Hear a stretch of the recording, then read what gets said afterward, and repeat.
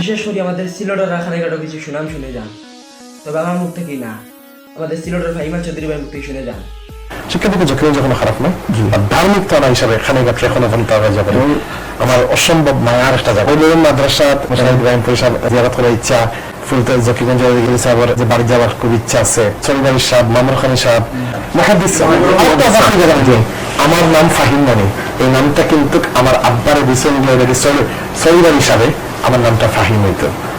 আমি খানেঘাটের লাগিনি, আমি আলাদা স্পেশাল কিছু করবো এবং আমার খুব ইচ্ছা আছে খানেঘাট আমার কিন্তু একটা ভালো একটা জায়গা দেখি আমি একটা শিক্ষা প্রতিষ্ঠান করতাম।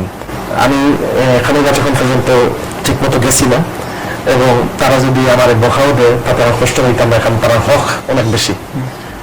আর আমি খানেঘাটের লাগিনি, আমি আলাদা স্পেশাল কিছু করবো এবং আমার খুব ইচ্ছা আছে খানেঘাট আমার কিন্তু একটা ভালো একটা জায়গা দেখি আমি একটা শিক্ষা প্রতিষ্ঠান করতাম খানেঘাটের লাগিনি।